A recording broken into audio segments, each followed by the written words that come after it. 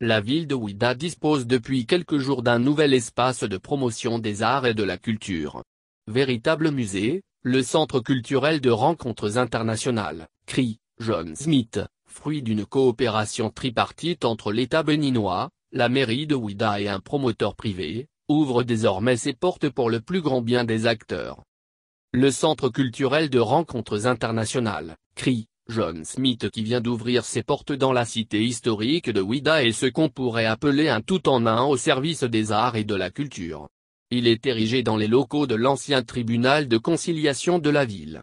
Janvier Nougloï qui en est l'un des principaux géniteurs le présente comme un centre pluridisciplinaire autour des écritures contemporaines. Il est doté d'une salle de recherche sur l'esclavage, d'un théâtre de verdure plein air, d'une bibliothèque, d'un espace multimédia, des jardins et d'un restaurant, pour accueillir des spectacles, des expositions, des résidences d'artistes et autres.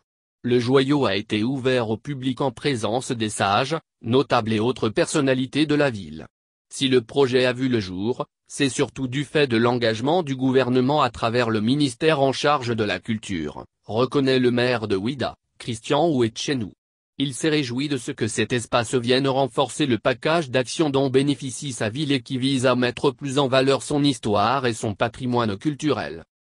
Jean-Michel Abimbola, ministre du Tourisme, de la Culture et des Arts, qui s'est réjoui de l'avènement de ce nouvel espace, a réaffirmé la volonté du gouvernement à tout mettre en œuvre pour faire de la culture béninoise une culture dynamique et révélée, un instrument de développement intégral de notre pays.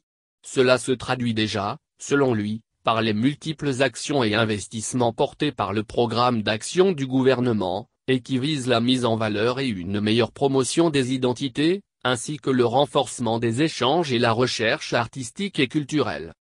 La manifestation de cet engagement à soutenir les initiatives en faveur de la promotion et de la valorisation de notre patrimoine commun, par notamment la décision d'accorder une subvention annuelle pour le fonctionnement du centre constitue une preuve supplémentaire de la détermination du gouvernement à donner encore plus de contenu à la politique culturelle nationale, a ajouté le ministre Abimbola. Une exposition permanente Femmes et esclavage réalisée en partenariat avec une association française et des artistes plasticiens béninois est à découvrir sur les lieux.